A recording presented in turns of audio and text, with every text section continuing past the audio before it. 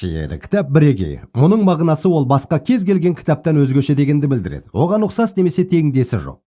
Сіз мұны басқа әдебиетпен салыстыра отырып шынымен бағалай аласыз. Мен семинария студенті болған кезімде бір күні мен бір досымның үйінде болдым. Дик Дейдің. Сол күні біз есіктің қағылғанын естідік. Біз есікті ашқан кезде ол жерде батыс әлемінің ұлы кітаптары топтамасындағы кітаптарды сатып жүрген жас жігіт тұрды.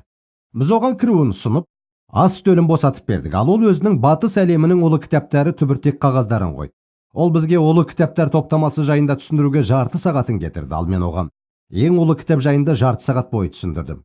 Мен айтып болған соң мен оған мына нәрсені істеуге ұсыныс тастадым.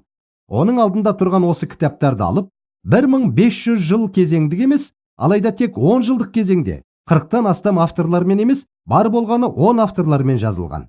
3 түрлі құрлықта емес, тек бір ғана құрлықта. 3 түрлі тілде емес, бір тілде қоғамның барлық өкілдерімен емес, бірақ бір ғана кәсіп иесі болған автормен жазылған.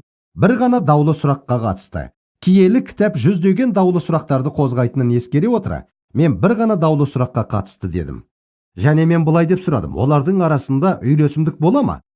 Менің есімде ол маған бір қарап, батыс әлемінің ұлы кітаптары топтамасына қарап, содан кейін қайтадан маған қарап, жоқ деді. Мен сенде қандай нәтиже болар еді дедім. Ол қоспа деп жауап берді. Мен дұрыс дедім. 2 күн өткен соң ол қайтадан келді. Және менде онымен Мәсіх жайында бөлісу, және оған Мәсіх арқылы Құдаймен жеке қарым-қатынас құруға көмектесу мәртебесі болды. Киелі кітап бірегей. Алайда олай болғаны оның шынайы екендігін білдірмейді. Соны ескеруіміз керек.